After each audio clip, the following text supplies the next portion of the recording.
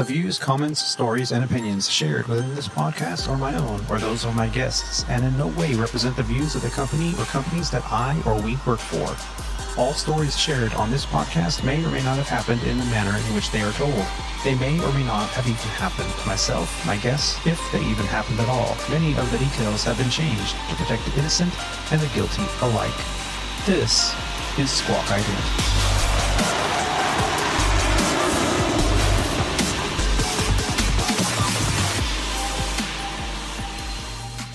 You're listening to Squawk Ident, an aviation podcast dedicated to the journey and the challenges surrounding the life and career of Aviator Tony, his co-hosts, and his guests.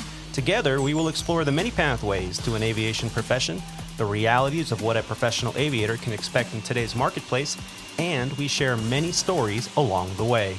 I'm your host, Aviator Tony, an airline pilot currently flying for a legacy airline with close to 20 years on the flight line. This is episode 49 of Squawk Ident, recorded on the 17th of July, 2020, from the Aviator Sound Studios from somewhere in Southern California. Let me start off the show today by saying thank you to Captain Dave Letourneau for joining me on episode 48, Airport Bums and Bondaranis. What an amazing journey he's had, and I just want to say thank you to him for sharing a slice of his journey with us. On today's show, I have the honor in speaking with a few aviators that have had a huge international footprint with their journeys in aviation. They both started their careers in Iceland, came to America to build time in Cessnas and Pipers at a little flight school where we first met in the year 2005. They have since built upon an impressive resume of flying positions in countries such as Austria, Sweden, and Iceland, where they currently fly for a company that we're going to call Legacy Iceland. To help me have this much anticipated conversation is one of my co-hosts here at Squawk Ident. He is a professional CFI, II, and MEI flight instructor, a former Embraer 145 airline pilot, a Western Grape bird strike survivor, and a King Air instructor as well. He is a corporate pilot, and he's joining us from his fortress of isolation from somewhere in San Diego, California. Please help me in welcoming back to the show, Captain Roger. Captain, how are you?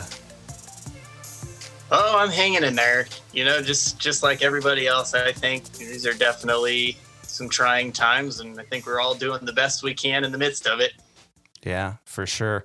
You know, I mentioned in the last show that we've got some pretty stressful situations going on around the world with aviators, regardless of what kind of operation they're in. There's going to be potentially a lot of unemployed pilots on the street. Myself potentially is included in that, and we may discuss a little bit about that a little later in the show. But today, we are very privileged in having a few aviators from Iceland talk to us about their journeys.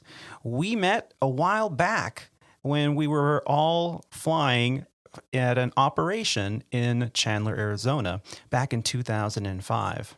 We're going to find out how they both got started in aviation, what led them to the United States to build time and the reasons behind it, the process that it took to go through all the conversion of the private pilot license, and how we met.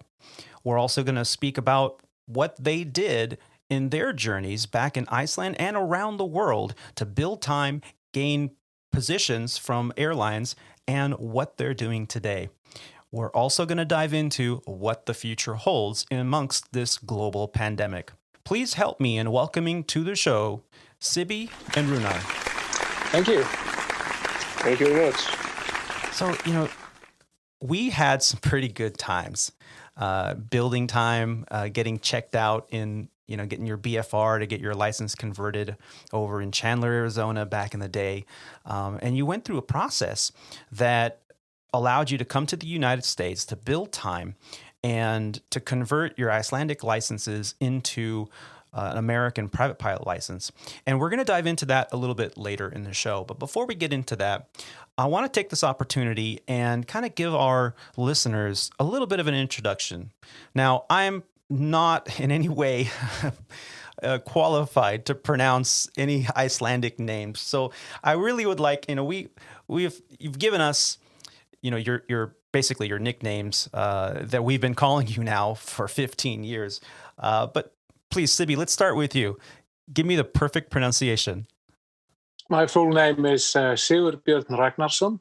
And Rúnar, how do you say your name in Icelandic? My name is Rúnar Ingi Ásgeirsson. Beautiful. Love it. I'm not even going to try. So, we talked a little bit about how we first met, but before we get into that, let's dive into how each of you got started in aviation. What initially sparked this journey? Rúnar, let's start with you. What made you decide that you wanted to fly airplanes for a living? Well, I've just always been fascinated about airplanes. I just remember this cliche story about being a kid, seeing an airplane. And I remember particularly a brochure of a Stokada airplane that my father was looking at. And I don't know, it's just somewhere from there, I've just been very fascinated about flying airplanes. And until today, from 19 years from my first single engine flight, I'm still very enjoying it. How old were you when you took your first flight? I was 21. Yeah, 21 years old. So you were you in, is it college over there? Or so how does it work with the schooling? You just decided to take a private pilot license, and I just signed up for a private pilot license course. I sort of found an instructor who wanted to take me on as a student. And it took a while until I went to the commercial part. But that's sort of how I started. Yeah. And so is it very expensive there in Iceland to kind of go up for a discovery flight and start working on your private rating, or how is it? Is it a lot like it is here in the US? Not really sure how it is in the US, but yeah, it might be a little bit more expensive. But since it was 2001, it's been, I think, much more expensive now than it was back then. You just sort of paid for the course, went for this ground courses, and then you were doing the flying alongside it. How many ratings did you have before you decided to come to the US to build time? I did my what's it called, the ATPL course in Oxford. Oh, you already had the license schooling for that. I already finished. I remember I finished the ground school in Oxford Aviation, and then I basically just had my private license. But I did the ground course, and then I came to US to build ours, and after that I actually started and did my commercial pilot license and multi-engine rating with Oxford in Scottsdale. Oh, okay. So you were doing some more than just building time at Tailwind. You were taking some lessons and some courses there in the Arizona area. That's great. Yeah. I was finishing my commercial pilot license and the multi-engine rating as well. Yeah.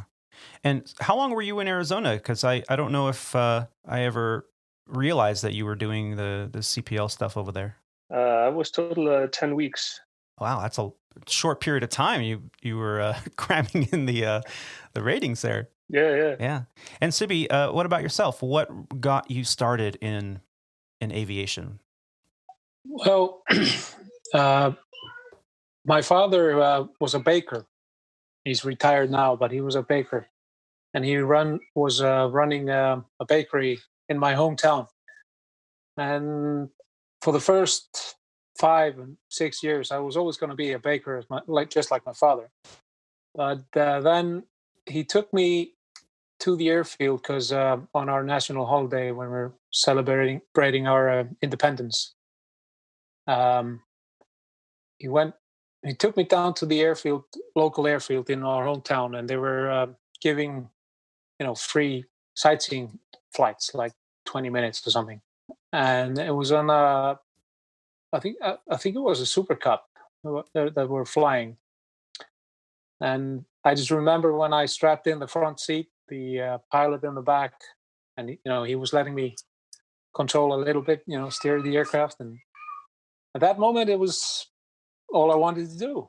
I just got very fascinated with aviation, and when I took vacation with my parents to Europe and stuff like that, the most exciting part was the flight there and flight back. And how old were you when you were on that Cub experience? I think it was 6 years old or something. Yeah, so very young. Yeah. And it just grew from there. There was some tax show that was going on in Reykjavik at that time, maybe 2-3 years later or something. And my father just recently purchased a PC, a computer for the home. So it was very primitive green screen and the big floppy disks and all that stuff. And there was a flight simulator with Chuck Yeager, I think it was. I was always, practicing on takeoff and always messed up the landing. But during that tech show, they had the simulator for the flight school. And they just moved. It was very primitive at that time, but they moved it to this show. And we're offering people to come and try to fly the airplane. And there was an instructor there sitting by the people's side and, telling them what to do and what not to do. So, and I really wanted to try, but I couldn't get, because I was just a kid. But I stood there listening to the instructor, everything he said about taking off and landing and stuff like that. So after that, we went home. I turned on the computer and started the simulator, and that was the first time I managed to land the aircraft. Wow. Just by listening to the instructions before. And ever since, just been fascinated. And it's such a privilege, even today, to be working at, something that you really enjoy. Yeah. Someone once told me, if you find a passion, you'll never have to work a day in your life. And I knew that, I heard that, I've read that. Exactly. But I didn't really understand it until I think my first job, where I was actually getting paid to show up every day and fly an airplane, even as an instructor. And it just, that's something that you can't really describe to people. And, it sounds like you felt that very early on, and it's a wonderful thing to be able to express. So thank you for saying that. What did you continue to do after, you had this video game that you were, playing this flight simulator? How did you get that transition into flight training? I couldn't really wait to start. So I actually took my first lesson. I think I was 13 years old. Oh, wow. And I just gathered all the money I could just for one lesson, one lesson at a time. And then the instructor came to me and said, you're better off just waiting until you're old enough, when you've done your education and when you're ready. So that's what I did. I didn't fly again until I was I think 21 as well. Oh, wow. But that's all I wanted to do. So yeah. And did you also, work on ratings in Iceland before you came to America and to build time? Yeah, I already had my commercial pilot's license when I came. All I needed was the hours, because at that time, our company was hiring people that had 500-hour total time and 100 hours on a twin aircraft. So that was, more or less the criteria that they had. And so my mission there was basically getting 500 hours total and 100 on the twin. And so you guys, there was a group of you guys that had come over to Arizona. What was it Well, there's a couple of questions that really I'm curious about. And first of all, what was it about Arizona, or how did you guys choose Phoenix and Tailwind? And then also as maybe this is just me, but to go through that whole process of coming to a completely different country and coming over here for even just a few months. But what was that like to be able to try and realize your dream? I'll at least tell you my view on this. So I'll start just the people that are not on the audio, you can see the weather. It's quite windy, it's cloudy, it's miserable outside right now. Right. And that's a big factor. It's July. It's July. It's midsummer. Yeah. And I will note it's much greener where you are at than Arizona, though. Yeah, we think it's beautiful. Go ahead. But yeah, that's you have a city view over here. There you go. But that's one of the major factors that plays in the decision of going to Arizona, where you have 360 days of sun or something like that. Yeah. Arizona and Florida have traditionally been the busiest flight training states in the United States simply because of the weather and the opportunity to not have cancellations. Florida now has kind of slowed down a little bit because they do get a little bit more extreme weather and thunderstorm activity that creates delays in training. But Arizona, it's very rare. I mean, you get your occasional monsoon season and your occasional dust storm or haboob that comes through. And rarely, maybe 4 or 5 times a year, you have temperatures that go beyond the limitation of the aircraft. When we're talking about GA airplanes, we're talking about, okay, check the chart, make sure the density, altitude, and the performance is there for a takeoff at your departure and destination, because unless you plan on getting stuck there, like some people used to do in Sedona. But you have to check the density, altitude. And if the temperature is even 1 degree above the chart's limit, you're done, because then you're a test pilot. And those were the only times really in Phoenix, at least, or in the Arizona area where flying was an issue due to weather. But yeah, Arizona is absolutely the busiest training environment, or at least the state that has the most flight training for GA. So I could completely understand.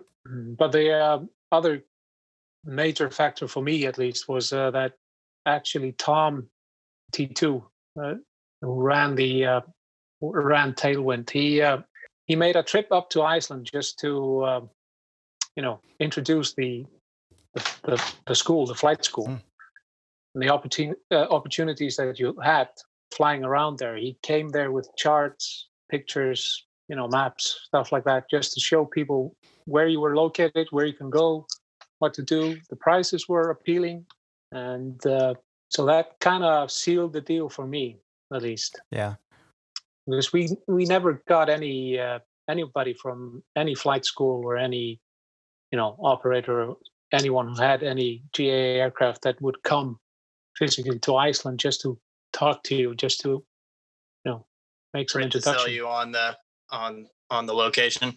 And what was that like to be faced with that decision to leave your home country and come to? Had you ever been to America before? Nope, that was my first time. No. I mean, for either one of you, neither one of you had been to America, and here you are. Some guy shows up and says, "Hey, we want you to come fly an airplane in a foreign country that you've never been." I mean, what was that like? Yeah, I think it's also quite common for pilots here that they want to build hours. It was quite common to go to the States and get the hours, especially it was cheaper. Yeah, you could fly a lot more.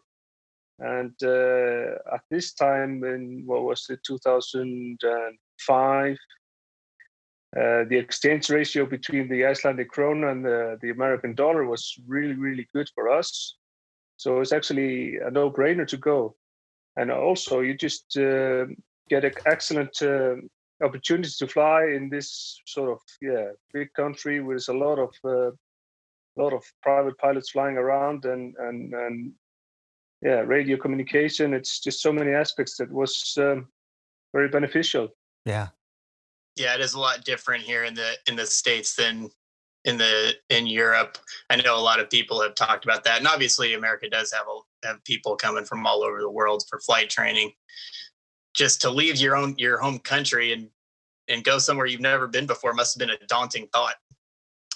Well, it helped a lot because there were two like pioneers that were there before us that kind of recommended this place. That was Palle and Gumi. And Gumi is a good friend of mine, and he came, just told because we were at the same time at Oxford as well. And mind you, we had already been away from home, for months doing our theoretical training for the commercial license. So, leaving somewhere else for some flying, no problem. Yeah. But so because we knew two other guys that already been there, and this guy came all the way over and was telling us about everything there. There was never a doubt, this guy might be ripping us off or anything, Yeah. because there were already two of us already been there, and yeah. And Rúnar. And as for me, I already did the theoretical part in Oxford in the UK, and this was an option. You go to the States into Scottsdale and do your CPL license and multi-engine rating, or you could do it in the UK. And going to Arizona and found out the school was there, doing some hour building and continue doing my rating. That was kind of win-win for me. And let's talk about that for a moment. So, obviously you have the Icelandic equivalent of all your ratings, and this flight school is offering to bring you over and, find housing for you to stay in while you're there building time. But that doesn't get you past the hurdle of requiring an FAA type license. Can you walk me through that process? What is that like, or what needs to be done? If I recall, we obviously had to have our Icelandic license current and our SCP rating current. And then I think we just filled out online form, and we had to do a lot of stuff. And of course, because I was coming as a sort of student to the States, I had to have a visa because I was going there for Oxford. So then we just had to go to this FAA office, and with all our documents, I don't know. If you think back, it wasn't such a hassle, but worked out okay. Yeah, it looks. When thinking about it, wasn't that bad at all. Actually, you just had to fill online form and go there for some interview. I think. Yeah, the Flight Standards District Office, or the FSDO. Yeah. Some interview, and it was it. Then we got a small piece of paper that was our temporary license, which I still have, by the way, somewhere. Yeah. Did you have to do an FAA medical, or was your Icelandic medical sufficient? It was sufficient. Oh, yeah. Perfect. So basically, our FAA license is an extension of our Icelandic license. So if we would, let's say, not have the SEP, single engine piston rating in the license, we are unable to fly single engine pistons in the US. Okay. So. Yeah, and as for me, I still have my FAA license, and but that's based on my PPL Icelandic license, which I don't have. So I have a CPL license, so I probably would have to do that again to get a validation on my CPL license. So that's when we met. You came to Arizona to Tailwind Flight Centre, where I was employed along with Roger there. And part of the deal was, before you can go, you needed to validate that American conversion temporary certificate. And the way you did that is you had to basically perform in a biannual flight review, or a BFR. And so you performed the BFR with an instructor from the flight school. We'd go out and we'd go and do some pattern work, see if you could go through some standard emergency procedures and standard maneuvers, and then come back and do some landings, and that was it. Your BFR was complete. And the other stipulation that our flight school had, I don't think it was an FAA mandate, but I think it was a flight school mandate because of the insurance that needed to be had for the school was you couldn't go into a Class Bravo airspace without an instructor on board to help with communications, to help with charts and navigation and whatnot. And you had to have a checkout before you went through any VFR corridor, which, being in the Phoenix area, anyone that's familiar can pull up a sectional and see that there are plenty of airports. I think 12 or 13 airports underneath the Class Bravo shelf, and though those are not inside Class Bravo, they're under Class Bravo. So that's how we kind of all, met, and it was very exciting for me to meet someone that was coming to this country that was making an ultimate courageous adventure to come to a country where, the language, you guys were all fluent in English, but there was some language barriers there. And, we were sometimes helping you work in the radios, especially when we were doing some long cross countries together. But it was just a fun experience to hear about your culture, to hear about some of the ways, you all met. And, we really had a wonderful time. It was one of the highlights of my time at Tailwind Flight Centre. Roger, did you kind of experience the same aspect of flying around with Vikings in the cockpit?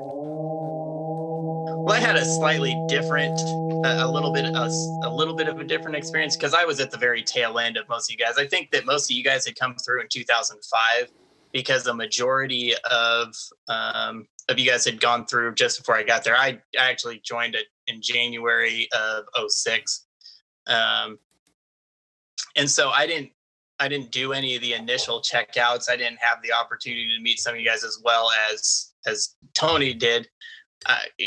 I mostly remember going. I flew to Vegas with Olver, and that was I don't remember. Somebody went with Vince. It was Vince, and I don't know who Vince flew with. But that in itself is something. We want to go to the New York. We want to ride the roller coaster, and it's something that okay, well, it's a roller coaster and it's 110 degrees outside, but sure, we can do this. And then, to be able to sit in an airplane for, by the time you fly out to Vegas and fly back, that's a good, 5 hours or so.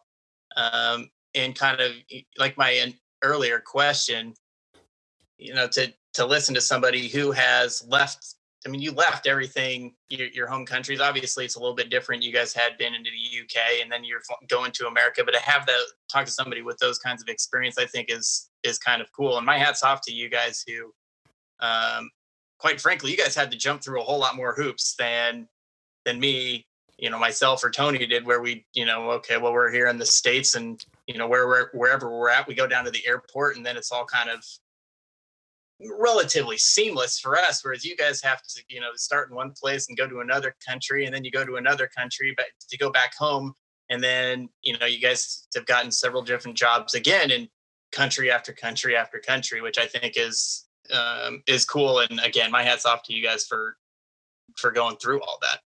Yeah, for sure. Yeah, there are many different routes actually to get the license from here. I think basically, I can think of at least two major reasons why you do the way you did when me and Rúnar were there. Because the flight hour was quite expensive in Iceland at that time. And as we mentioned before, the weather is quite miserable. So the amount of work you need to do, all the flight hours you need to build and all the lessons you need to take takes much longer if you were going to do it all here in Iceland. And as for the theoretical part at that time, this was just when the JAA was taking over from, ICAO or what? Mm-hmm. What was it? I don't know what you had before. Just the civil aviation in Iceland had their own sort of thing going mm-hmm. on, but then came the JAA exams, and everybody was failing at their exams, the written exams, or more or less. It was quite difficult at that time. So that's one of the main reasons I went to the UK, for example, to Oxford to do the theoretical training there. But I came back to Iceland to do the the practical training, and it takes a while. I imagine it would not take me 12 weeks, just like, as Rúnar mentioned, or 10 weeks. I can't remember. Yeah, it was 10 weeks in total doing the hour building. I think it was like 5 or 6 weeks in Scottsdale. So. Oh, there you go.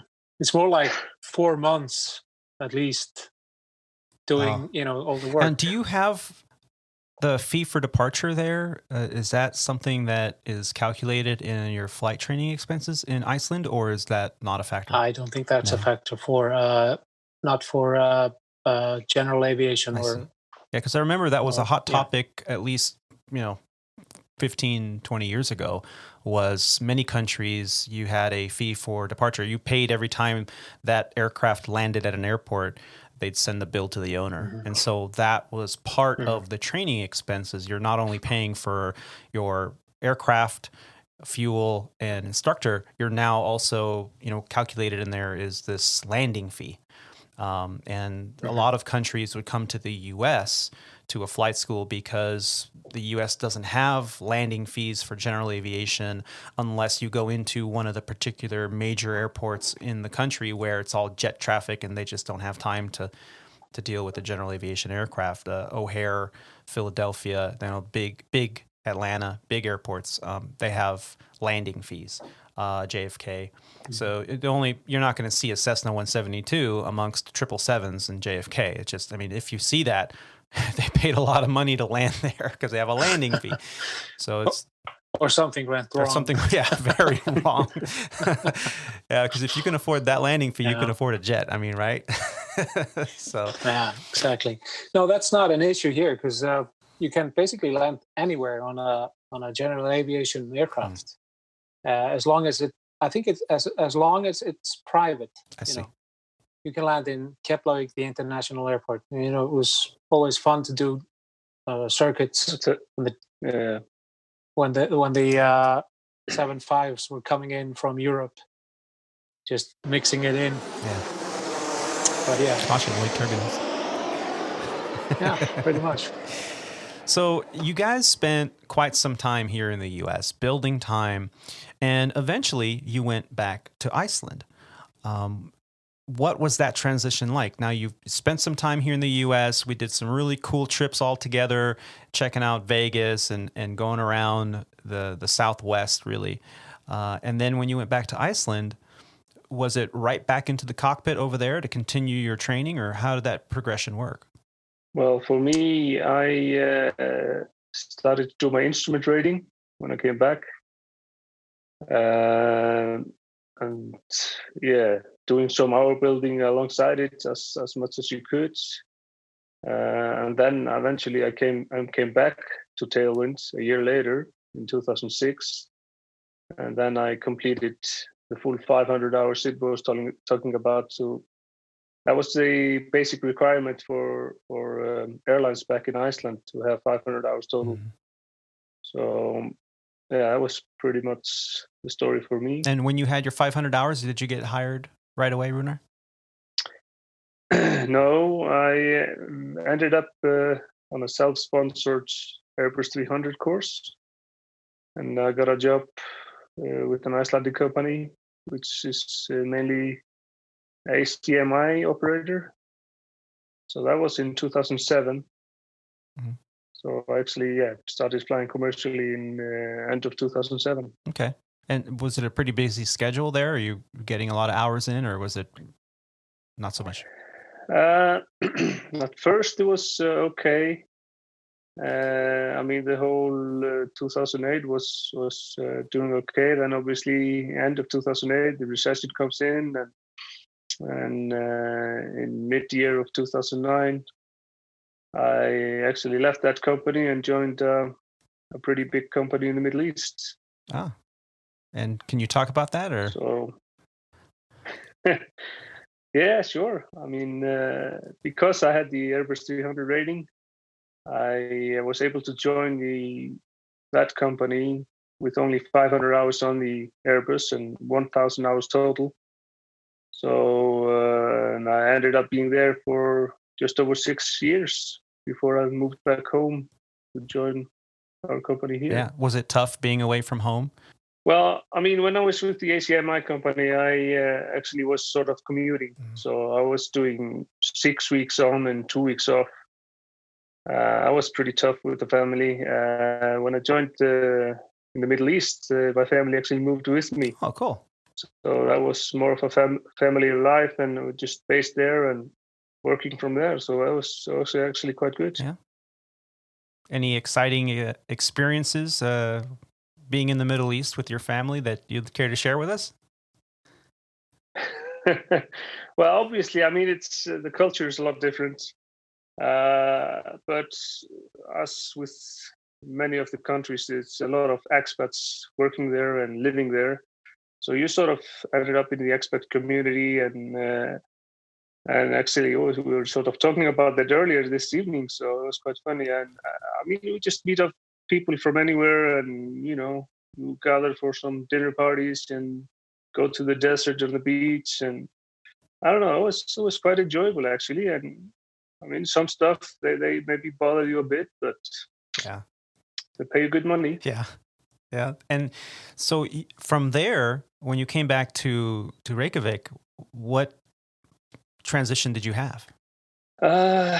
I don't know. It was just good to be home, I guess, because for the last 3 years, I was 3 years I was in the Middle East. Actually, my wife and daughter, they had moved home, and we had a son as well. So then I was sort of commuting back and forth for almost 3 years. So coming home was just kind of amazing, and having a job with this company was I don't know. I think it's when you're from Iceland, live in Iceland, I think this is the best job. Yeah. And Sibbi, how about yourself? What transition did you have going back to Iceland after leaving Arizona? Well, it wasn't. Well, I didn't jump back in the cockpit, that's for sure, because I came home, and I think we finished in October or November 2005. And I came back to Tailwind in 2006 in April, I think it was, just to finish off the little hours that I had left. And I started just working for a security company for, let me think, probably 3 years or something like that, before I got offered my first aviation-related job. A friend of mine, Ole, he was working at Bluebird, a company here in Iceland, cargo, flying cargo around. And he was working in operations, and he managed to, he told me about a position there was going to be available. So I applied, got the job, went through the training, and probably 2 weeks into the unsupervised shifts, I got a call from a small operator in Iceland offering me a job as a pilot. So I said goodbye to Bluebird at that point, and was flying between Westman Islands in the southern part of Iceland to the mainland. It was like 6-minute flights from the island to the mainland and then back. And yeah, it was. What aircraft was it? We flew an Islander, British Norman Islander. It's a monster. Yeah.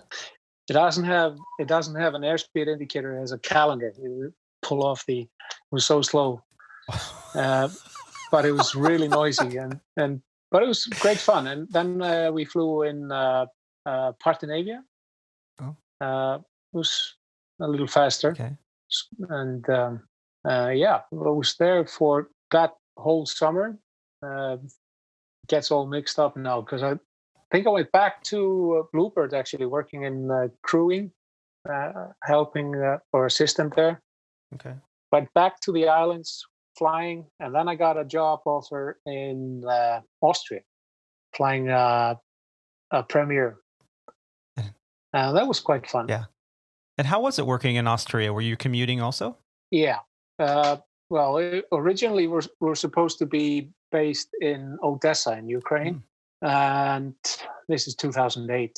And then we did all the training in the US, and we went to Odessa to do the landings just to fulfill the type rating. And once we completed that, I don't exactly know what happened, but somehow the aircraft ended back in Austria and didn't fly for like 6 months or something like that. But then it started again in operation, and we were supposed to have our base in Austria, in Vienna. And I was there for like, I don't know, a month maybe. And then the aircraft was moved down to Milan for the whole summer. Not much flying, though. Yeah. It was just standbys. And but it was great fun anyway. Always fun when you got to fly somewhere. Yeah. So we have a company name in common. Now, the regional airline I used to work for, I affectionately call Sandpiper Regional, because I try to, even though I don't work there anymore, they're wholly owned to my current employer, which we call Legacy Airlines here in the U.S. But you used to fly for a company named Eagle Air. What can you tell me about that? Yeah, that's very fun. I used to fly Jetstream 31 and 32.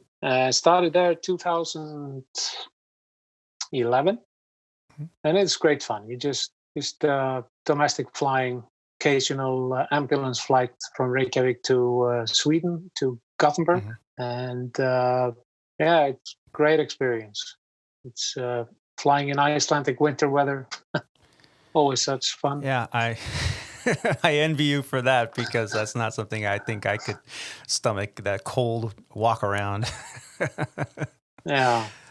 But from that, I actually after the first summer, we got furloughed or laid off, whatever you want to call it, because of seasonal contraction, and got offered a job in Sweden, flying the same type of aircraft that winter. So there it got pretty cold, like minus 32 centigrade or something like that. And but it was great fun as well. It was.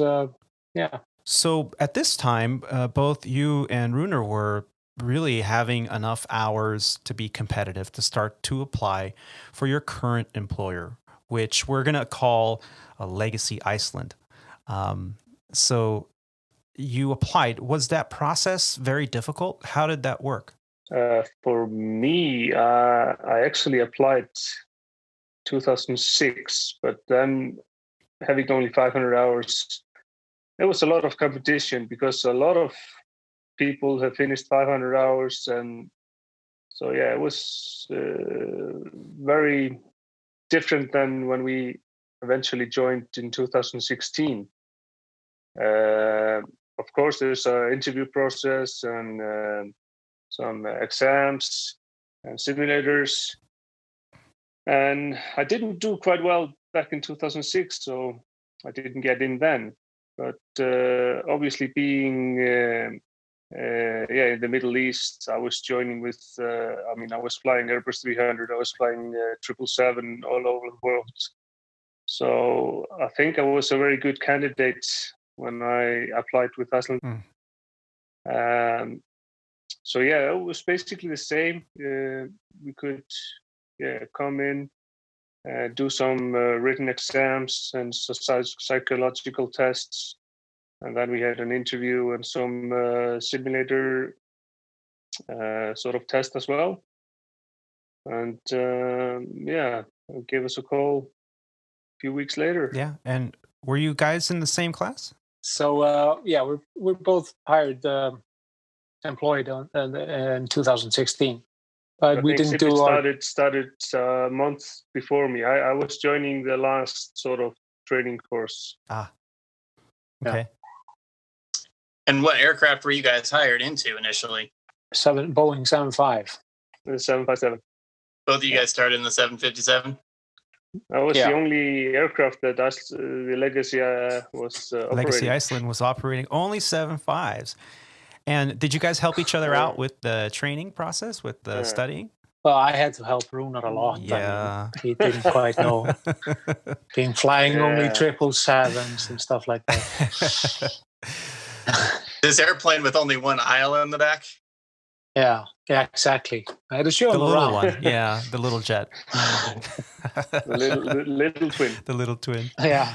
So you've been there, what, 4 years now? Has it been a wonderful experience for you, very positive, or have you had your share of difficulties? Overall, it's positive for me, at least. Yeah. It's always difficult because it had been, you're always laid off during late summer, just for the winter months, and you have to hop back in early or late spring. Oh, really? And yeah, it's been like that for many years actually. But we got 2 letters from Legacy I think it Iceland? was? Yeah. So is that because Yeah. of the climate and the seasons up there that they lay off people every year to reduce their workforce? That's just because of the summer schedule is so massive. They fly to destinations they don't fly into during the winter. They increase the frequency into more key markets during the summer and maybe slow down in the winter. So basically, they don't need that many pilots. They're not using that many aircraft. And during the winter months, they use the time and do all of the C checks of the aircraft and so on. So obviously it's just big seasonal changes. Yeah. And the So demand. you guys basically just have a seasonal job then. Well, yeah, for the first years at least. First winter, Okay. Yeah. And, right now with all of this global crisis that we're in and the aviation market hasn't collapsed. I try not to be dramatic in how I describe what's going on, but it's definitely, it's taken a couple gunshots. So we're bleeding out here in the aviation community. And it's very difficult. I know we've been talking about it on the show for quite some time. We remained very positive and optimistic the first few months, but now as the reality of what's happening with these second and third waves, at least here in the United States, I mean, the rest of the world has seemed to get everything in check, and the COVID the numbers have been decreasing around the world. However, here in the U.S., and actually now the numbers are coming in that the Russia is now increasing dramatically with their numbers, but we've seen some dramatic reductions, and I know both of you have felt that too. And recently, Sibbi, you shared with me a fact that is very discouraging, and that again, you are receiving notice that August 1st, you too will be furloughed. The both of you, actually. Can you tell me a little bit about your outlook? I think for me and Rúnar, we a little bit dependent upon the U.S. opening up again. Oh, as of today, they're mainly flying to some limited destinations in Europe, and the way that network is working for our airline is that they pick up people in Europe and fly them over to Iceland and then over to America or Canada. It's just via passengers, more or less. Sure. And since there's no via from Iceland, the network kind of closes down. So we, from my point of view, try to be optimistic that things will work out. Hopefully, it's not going to be a long period. That's my take on it, at least. And Rúnar? Yeah, that's pretty much what Sibbi said. You try to be optimistic. I mean, sort of because it's also seniority based what you get back in. And for me, I may be hopeful that next spring we will get in, but you never know. I mean, it's all depending on the markets and the situation when it opens up, and also the demand. So yeah, we'll see how it goes. It's changing day by day or week by week. So yeah, it could be less, but let's be optimistic. Probably not until next spring. Yeah. Yeah, thank you for sharing your perspective, because it's one thing that I hadn't really realized is that the United States aviation market is affected by this, but we also affect the markets around the world, because like you mentioned, Sibbi, with the through traffic that are going through your country to come to the US, our inability to reopen, at least on a scheduled reopening, is really affecting not just the US market, but markets around the world, because the demand is not there. The inability to come here with this international market being locked down is a job killer. Really, there's no other term for it.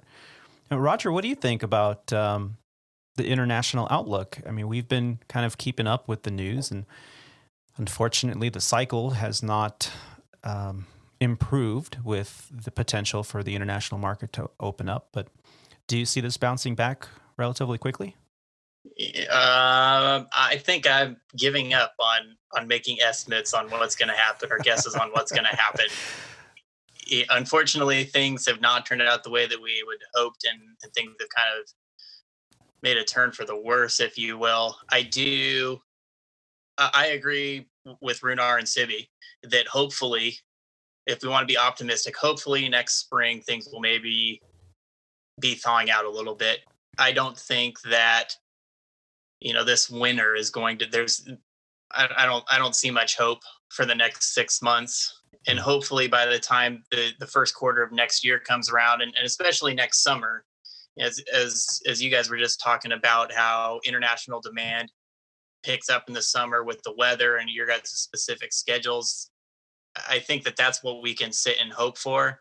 And for everybody, obviously for you guys, but really for everybody, because it's not, this is an industry-wide issue that's, touched Sibbi and Rúnar, that is starting to creep in on me personally, and how you mentioned at the beginning of the podcast how it's coming for you as well, because while we are kind of in the midst of this crisis now, we're just finding out just how far reaching it is, because the travel industry especially has been almost completely shut down on an international level. And there are going to be issues with that are going to touch so much of the aviation and the whole travel industry as a whole, whether that's hotels or whatever it might be. I don't even have any guesses anymore. I'm with you guys. I hope that by next spring there'll be some hope, and so that by next summer, whether that's via vaccine or some kind of other miracle or scientific breakthrough treatments, whatever it might be, that by the time the first quarter of 2021, comes around, we'll have some kind of indication that we can try to start moving in a direction back to normality and get people their jobs and livelihoods back. Because obviously this is a far-reaching thing, and I give both of you guys my best, now and moving forward. Yeah. Well, we've been tackling the journey so far, and I don't want to end it with this discussion. So let's do a little rewind and get into a little bit of a Q&A with our guests from Iceland, Sibbi and Rúnar, who have joined us here on Squawk Ident. And let me ask you each independently here, what have been some of the biggest driving factors for your pursuit in aviation? What has really helped propel you forward? Sibbi, let's start with you. It's a good question. I have to search for an answer, actually. I think it's just more or less the interest that I take on on aviation. Just something I really want to do. And no matter how dark the skies seem up ahead, it's something that just, you want to do this. You want to keep on going. Don't stop now. You spend all this time and money on something you really like to do. So, that's basically it. It's something it's too much of a hobby. Yeah. If only we got paid better to do our hobby. Well, at least you get paid. Yeah. Do your hobby. So yeah. I'd stick That's with just true. being able to hold on to a job. I would like that. If Yeah, they keep paying me. I would like that. It's a good start. It's a good start. Yeah. And Rúnar, what about yourself? What's been the biggest driving factor for you to pursue this career? Well, I don't know. It was just the thrill of flying an airplane, I guess. And like I say, it's been now, 13 years since I started as a commercial pilot. And 7,000 hours later, I still just feel the thrill. Just come to the job and fly the airplane. And I don't know, just before landing, it's just a little bit of heartbeats coming up. And I don't know, it's just, the passion for it. So Exactly, the passion. yeah. And it's a passion that, unless you are a pilot or behind the controls of an airplane, maybe a race car driver could feel the same adrenaline thrill of, being at the controls of something that powerful. But definitely something that you have to have a good passion for to maintain and go through all the trauma that comes with it, all the ups and downs and the upsets. So we met at a very, I think, kind of a great time in aviation. It was, even though it was a post 9/11 atmosphere, aviation was booming when we first met. And, it's been a quite interesting journey. We've lived through some economic downturns, and we're here. We made it, at least thus far. What have been some of your biggest challenges? Rúnar, let's start with you. Well, obviously the biggest challenge was just to get a job. Sort of searching through opportunities and land your first sort of paid job. And I got that with this self-sponsored type rating course. But obviously that was operating in Africa and Southeast Asia and Europe. But the most challenging, I guess, it's just sort of getting a job, I guess. I mean, you have to study, you have to prepare, because there's so many pilots applying as well. So there's a lot of competition. And I think that's sort of maybe the biggest challenge. And also being away from the family is quite difficult, but that's the beauty of it, having a job in Iceland. You sort of always home, and especially, I mean, I don't know, I sort of sometimes compare it. I mean, in Europe, you start maybe with some legacy carrier there, you're flying within Europe, and then later on you go to the long haul fleet. But here we sort of get the both. We do the day trips back and forth to Europe, and then we go to the US for some overnight flights. So I think it's the best job. Yeah. And Sibbi? Yeah, I'm with Rúnar on this one. The biggest hurdle is obviously getting the first job. Because you need experience to get the experience, kind of thing. It's so as soon as you get the first job, the experience kicks in, and you start to build some experience, and then it makes it easier to get another job, and so on and so forth. And in Iceland, it's quite a small community, so you soon start to meet people that are in aviation, and they call you if something's going on. Hey, this one is opening up for applications and all that stuff. I think for most of us here, not everybody, but the ultimate goal is to work where we work in Iceland for that legacy Iceland carrier.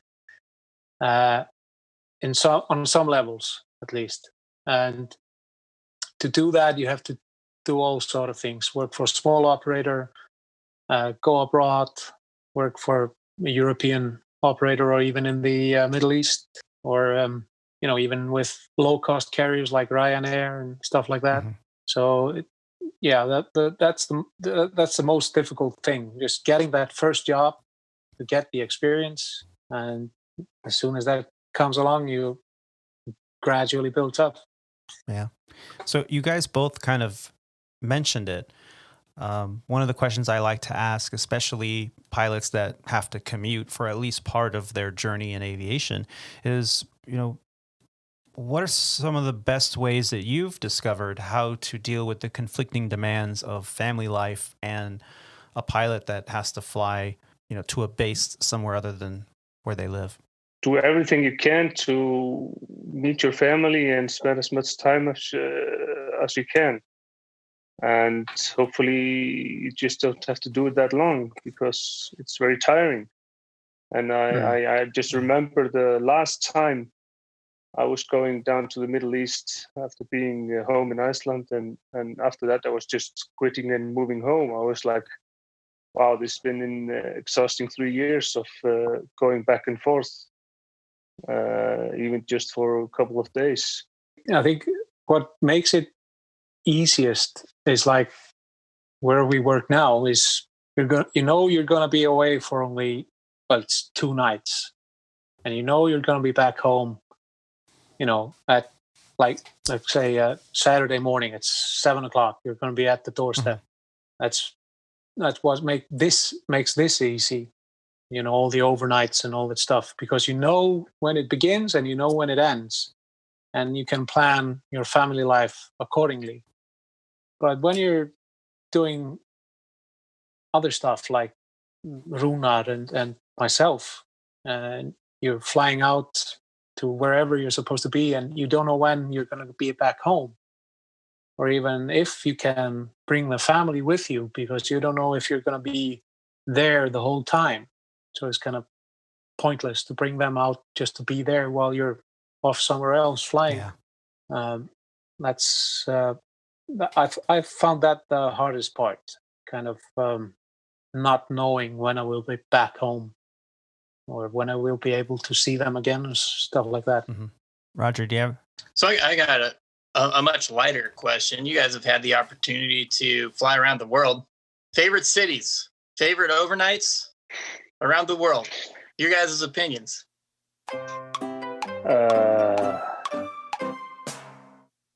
Well, apparently nothing just stands out. Well, I mean, there's so many nice places. I mean, I really enjoyed Japan, Australia. What else? I mean, South Africa, Johannesburg. Wow. I could go on. I mean, my most favorite city in the U.S. is Chicago. Really? Chicago? Yeah. Sibbi and I almost met up one time in Chicago. We missed each other by like a couple hours, a couple of years back. I remember that. Yeah. Why Chicago? Yeah. I don't know. It's just has some kind of an appeal. I just quite like it. Does the wind remind you of home? The windy maybe city? A little bit. The temperature in the winter. Wind? Maybe. Is there any wind there? Yeah. Chicago's known as the windy I didn't city. notice any cold, any wind. I mean, yeah. No. You were in t-shirts and flip-flops in the middle of winter, I'm sure, right? You're like, everyone else was bundled up, and Rúnar's out there. This is nice and balmy. Exactly. I mean, yeah, I was in the Middle East for 6 years. It was like 40 plus, and I could never, sort of, what do you say, adapt to that. I can imagine, because that's a very different environment than Iceland, for sure. Yeah. And how about you, Sibbi? You have any favorites? In our current network, quite a few of them now in the US, of course. Seattle is quite beautiful, but get not so much time, spent so much time there at all. How long is that flight? Because we're in there in 7, almost 8 hours or something like that. That's not too bad. No, it's not bad at all, but the layover is quite short. It's early pickup in the 1 o'clock in the afternoon, something like that. I believe it was. And I always liked flying into JFK and coming into Manhattan, but I always appreciate it when I go back home because of the noise there. It's quite it's a fun city. It's a lot of things to do, a lot of things to see, and but those two, I think, and then Vancouver in Canada, British Columbia. Yeah, I also like Sweden and Denmark and Germany, Berlin, quite nice. Yeah, but we don't do any layovers there in our current. That's just a day trip in your current position. Yeah, we're just flying back and forth. Yeah. Were you able to fly around Europe at all when you were based in Austria?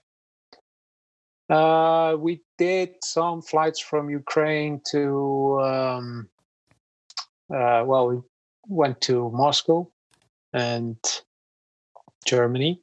But when we were based in Milan, we went to France, the UK, and Germany, Switzerland. Yeah, Switzerland's actually quite nice as well.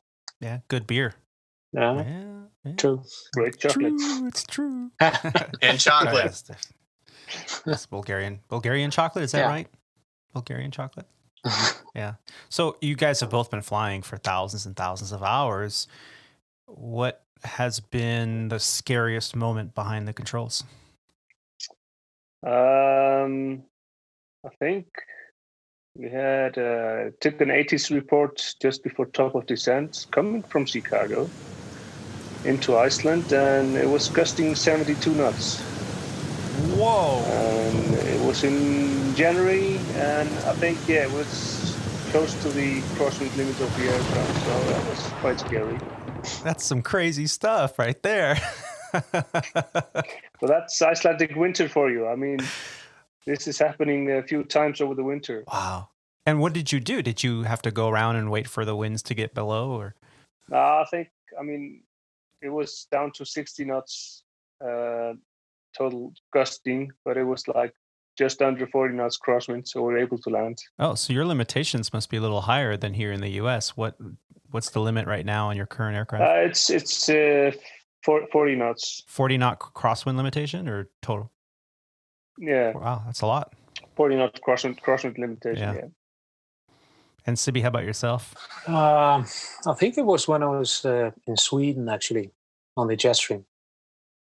We're flying. It was winter time, obviously, and it gets very nasty there sometimes. And we were there like 6 o'clock in the morning, and there was some rain going overhead the airport, somewhere around freezing the temperature, and they had to the airport basically closed because it was so slippery, the runway. They had to sand or sweep or whatever they did, chemicals on the runway to pick up the braking action.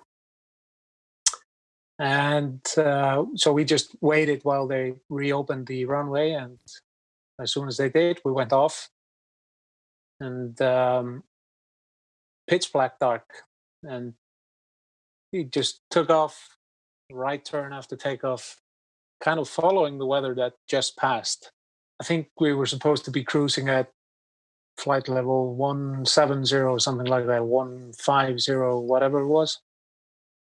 And as we are getting close, we're just above flight level 100, I start noticing that the rate of climb isn't all that much. It starts to reduce, and the speed is dropping.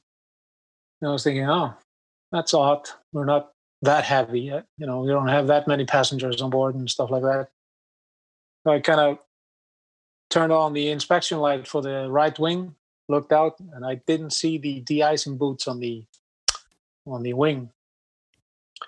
So I said, "Oh, okay, we got a lot of ice on the aircraft." Yeah, I'd say. and turn on the flashlight to see the window, the cockpit window, and it was white. And they're heated, but it didn't didn't manage to melt that off. Extreme icing So conditions. the captain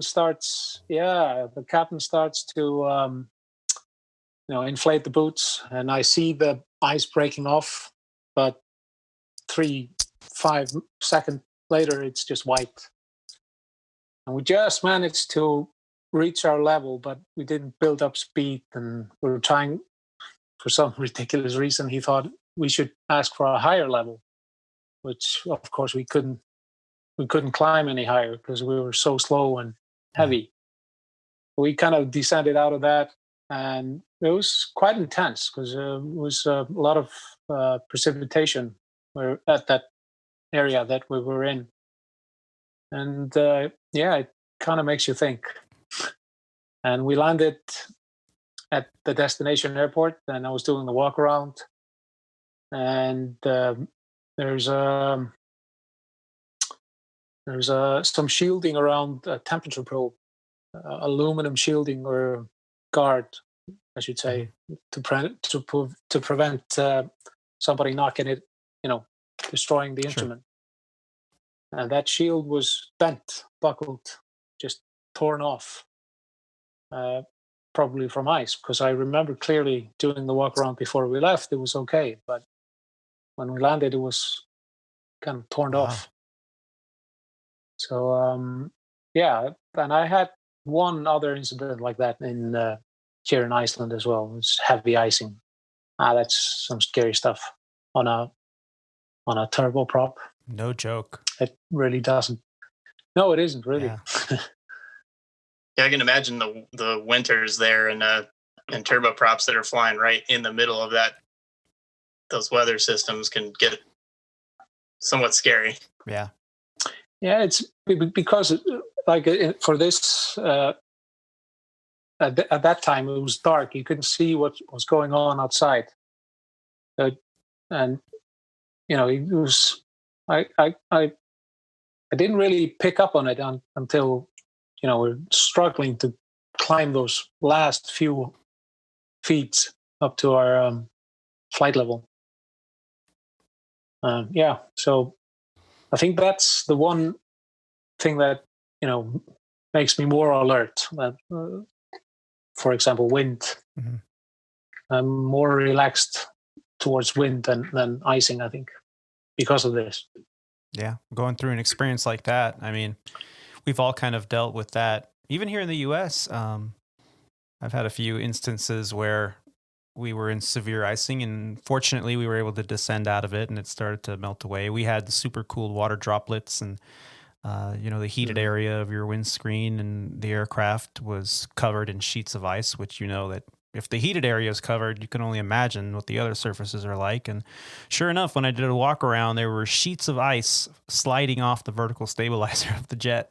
I'm like, okay, we need to contact ATC and let them know how bad this is, because, definitely a scary moment. And we've all read the accident reports of aircraft that have, went against severe icing and lost. And it's not something that you really ever want to be a part of. So thank you for sharing that with us. Roger, do you have any other lighthearted questions before I ask the final three? Well, I guess we'll just go with favorite airplane. For me, well, just all of the airplanes or the jets or all the airplanes. We're not discriminatory here. if you like the Cessna 172, you go right along with that. No, I think the 777 is my favorite. Wow. I guess I can't really fault you for that. That's a pretty beautiful airplane. Almost everybody likes flying, I know. It's just an amazing airplane to operate and super easy to fly compared to the size. And how about you, Sibbi? You have a favorite airplane? I haven't flown all that much, basically, but I absolutely love the 767. Yeah. Yeah, that's the little sister of the 777. Yeah, I quite like that as well. Yeah. I can almost hear. I'm his little sister. Oh man! But the 757 as well it's a very good aircraft. Overpowered. Yeah.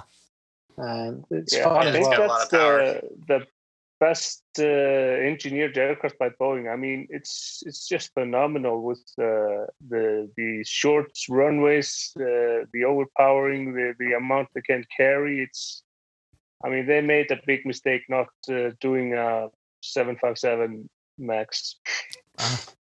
Well, the Max is, they're actually recertifying the Max right now. The last I read was just the other day that Boeing is now getting that underway. It's a good time to get it back. Hopefully it'll be back on the line and operating before we get back to full speed ahead with the flying. At this point, I just have a few more questions for you gentlemen. If either one of you can go back in time for just a moment and whisper in your own ear when you were younger and give yourself some advice, what would you tell yourself?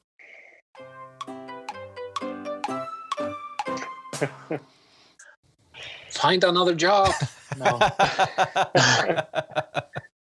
You know, I don't think you're the only person, far from the only person that would say that.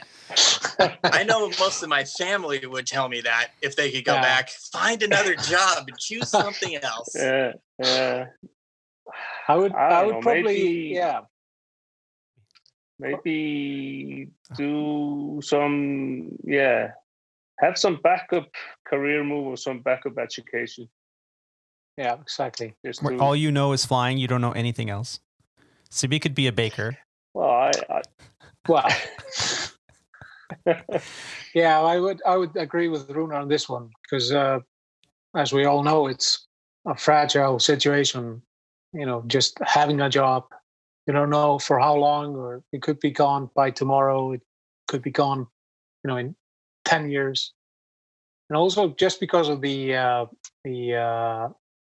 all the health issues that might affect your license, it would be wise to have a backup career plan, or at least educate yourself or study something that you can work with if this one doesn't work for some reason. Yeah.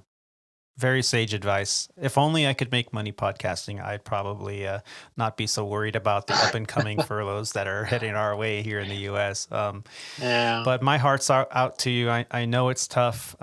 You gentlemen have actually gone through a few furloughs before, so I know it's just not your first time dealing with this, but it is definitely the first time dealing with this crisis. And my hat's off to you.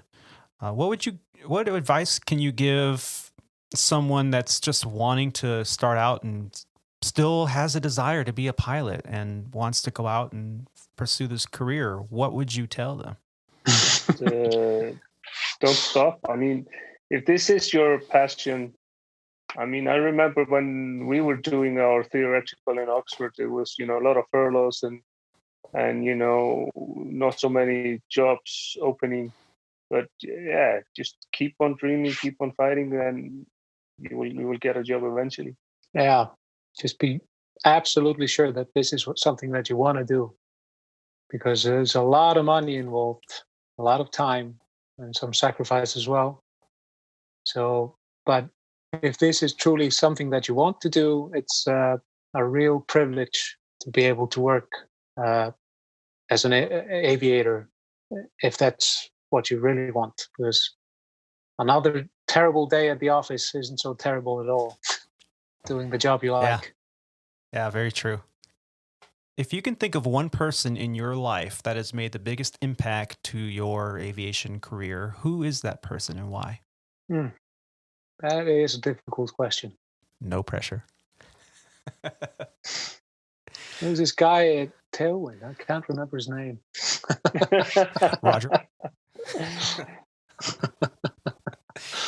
Can't really pick one out, because everyone you meet, it kind of gives you some pointers to take along.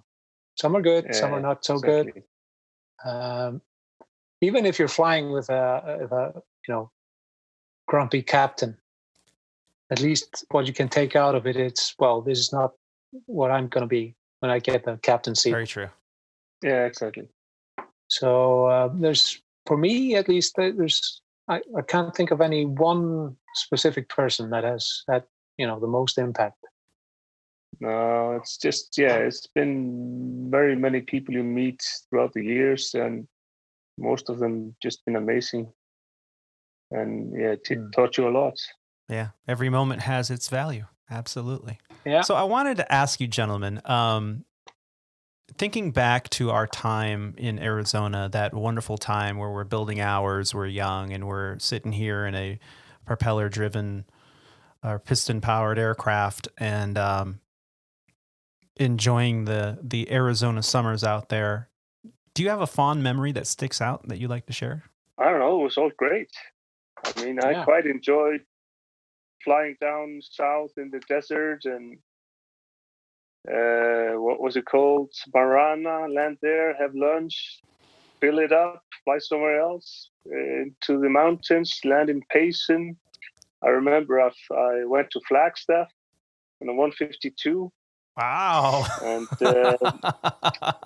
I was getting quite scared. 200 feet per minute climb. Because the runway was getting it was almost over. And oh man! Thankfully I made it, but I just have great memories. I mean, flying to Sedona. I've often said that if there was one period in my aviation career that if I could rewind, this is it, going to Tailwind, building ours. That's awesome. Because it was so much fun. Waking up in the morning, flying around for a bit, somewhere in for lunch, keep on flying, grab something to eat for dinner, maybe go back out there, do some night landings and night hours, back home, open up. Was that before you had families? Yes. Well, actually, we started dating, me and my wife. So, she actually, when I came back in 2006, she came for a week, and she really, really enjoyed Arizona. Really? Yeah, she really liked it a lot. It's something different than Iceland, I suppose. Oh yeah, absolutely. I mean, I think it was in November. It was nice and warm, and it was just really nice. I remember that time very fondly as well.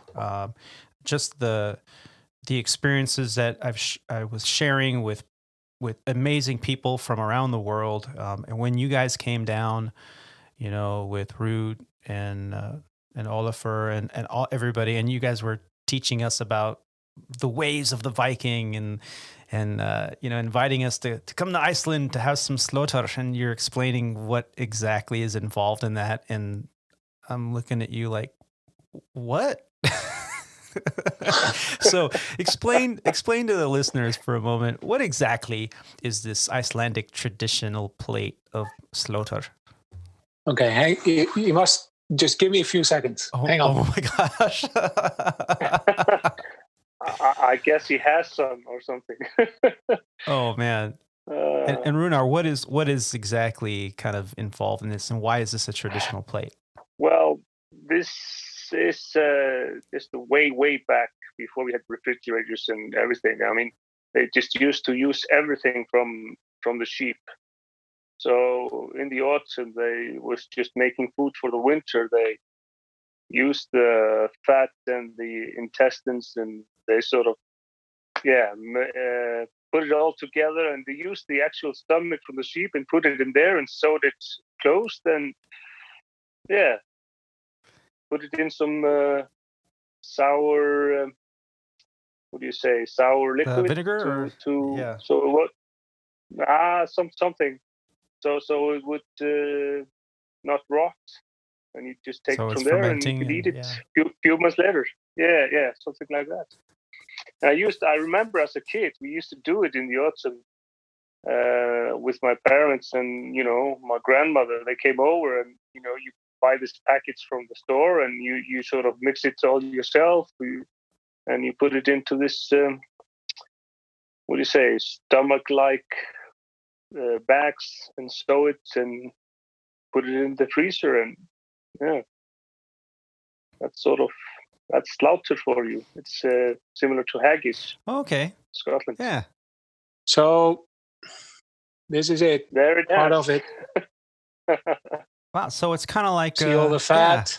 Yeah, it's like it's like a cold cut, right? You slice it real thin, and ladies and gentlemen, this is a great opportunity to let you know that Squawk Ident is now on YouTube. Just search Aviator Tony and Squawk Ident to get clips from the podcast so you can see what we're talking about here. Well, no. How do you eat it? The thicker it is, the better. Oh. Wait, so how do you eat it? Like a loaf of bread? You just cut down a slice and just eat it. And that's how you make it through the winter in Iceland. Yeah. Yeah, basically. As I remember as a kid, you had it warm with mashed potatoes and stuff. That does sound good. Yeah, it changed. You fry it, on a frying pan, some sugar on top. And, I'm down. I'm coming. Yeah. As soon as they open them up, I'll be there. We're going to come over. Going to have some home-cooked Slátur. I love it. Yeah. Yeah. Slátur. Oh, man. So I got to admit, recently with the family, we sat down, and a lot of what we're doing now with all this lockdown and isolation, you can't leave the house, especially here in California. You got to have the mask on, and everything's under what we're calling now, at least I think that's what they're calling it because I stopped watching the news completely, is the second wave. So we're under, again, lockdown. So all the barbers and all these other non-essential businesses have shut down, mandatory shutdown. So we spend a lot of time at home, and in the evening we do some family time and we watch a film. And as we're going through our, Amazon Prime video or our Netflix menu to see what are we going to watch tonight, I recently came across a film that my family and I watched called Eurovision. And it's a very funny comedian who stars in it, a couple key players, Hollywood actors. Have you seen this film? Yes, I have. You got to explain to me, what's the deal with the trolls? Is that a real Viking tradition? Is that you have to talk to the trolls in the little houses and things like that? It's elves. Oh, it's elves. Elves. Well, it was in the old days. People really believed in them, but not so much now. I mean, it's just fairy tales and stuff. Yeah, but still, I mean, there's certain places that haven't been built. That's sort of okay. They tried to start digging, and the machine doesn't work. You're trying to blow up a rock to put a road. Nothing works, so they just have to build a road around it. So yeah. Actually, here a lot of stories like that. Yeah, here I'm at my parents' summer house, and there's a road here that has a rock in the middle of it. The road goes around, for traffic to go around it. And the name of the rock is Álfasteinn, or Elves Rock. And that's one of the similar stories that Rúnar is telling. They didn't want to move the rock for some reason. Wow. And this Eurovision film, starring Will Ferrell, it's actually based on an actual contest that happens every year. Is this correct? Eurovision? Is this something that is popular in Europe? Yeah. Yeah. We have these huge Eurovision parties. Yeah. Every year. Yeah. And Iceland probably would have won if it wasn't for COVID. Really? Yeah. This was our year, man. We had a really great song. Yeah. Now I am totally intrigued. Here I am watching this. I'm like, oh, Will Ferrell, I like him. And so like, okay. And I was like, is this like a real thing? And so this is great. Thank you for clearing this up. Now I'm going to be looking into this because, I'm all for the whole X Factor and AGT and stuff like that. I mean, those YouTube videos sometimes consume me. Got to admit. So yeah, that is so cool. Well, gentlemen, the most exciting part about it is the end where they're giving all the points to the countries. Mm-hmm. And everybody sits around the TV, shut up. And, just to see how everything is going to go, the finals. Yeah. Well, if you have Netflix, it's called Eurovision. It's a 2020 film starring Will Ferrell, Rachel McAdams, Dan Stevens, and based on this contest that is very popular in Europe. And I know, we get caught up in these cable shows, I guess they are, or Netflix series, and we kind of dispel a lot of the other little movies. But man, I liked it. It was good. And thanks for clearing that up. And I'm going to be I think I'm going to build a little house in my backyard for the elves because I don't want them to get pissed at me. And oh, you better. Good idea. Maybe they'll save my job. You never know. Hey, I think you have to sacrifice something. Okay, well, in return, I'll sacrifice. I can't say it. In the movie, she gave them some alcohol or something. Well, that I can. I can sacrifice a little bit of scotch or something. Hey, whatever it takes to save my job. I mean, at this point, the bar is anything low goes. Yeah, anything goes. Mm-hmm. Yeah. Yep. Well, gentlemen, it's been a pleasure and an honor and just an amazing experience to see your faces again. For those of you that are listening on the podcast, check us out on YouTube, and you can kind of put a face to the voice. But, gentlemen, you look great, man. It's good to see you. You too. You Same too. to you, Likewise. Nice to see you again. Yeah. And, unfortunately, it's under these while. circumstances where we're talking about the current state of the airlines, but hey, let's keep this up, and hopefully, this will turn around, and you said by spring you'll be back on a schedule, hopefully, but I think it'll be a little faster than that. At least I'm remaining positive. Inshallah. Keep the faith, buddy. I was in the Middle East for 6 years. That's it, man. Well, I want to say thank you to you for joining us today, Sibbi and Rúnar, and as well Captain Roger for being on the show and helping me out here. I also want to say thank you to all the frontline workers out there, the doctors, the nurses, the pharmacists, EMTs, medical techs, firefighters, law enforcement, grocery store employees, truck drivers, Amazon workers, and of course, all the airline employees out there that continue to show up to work every day to provide the essential services that we all count on. Here we are enjoying the 49th episode of Squawk Ident, and I encourage you all, if you enjoy what you hear, to make sure you share the program with some friends or family that you might think would enjoy this podcast. And you can also check us out on our website, and that's at www.aviatortony.com. That's Alpha Victor, the number 8, Romeo Tango Oscar November Yankee.com. There you can check out episode archives, the cover art for each episode that is unique. And you can check out Flightline photos, the pilot shop, and now the guest book, where we have our featured guests send us pictures from their aviation journeys so that we can all share in this wonderful aviation experience. Also, a big thank you to all of the social media followers out there. Those of you on Facebook, Instagram, YouTube, and Twitter, thanks for following Squawk Ident and Aviator Tony and the Squawk Ident podcast. Well, for now, thanks. That concludes our show today. Thank you, gentlemen, for being here. Thank you. Thank you very much. And let me just say thank you to all the listeners out there for taking the time to listen to this grateful aviator. Keep the dirty side down, be safe, and take care of each other.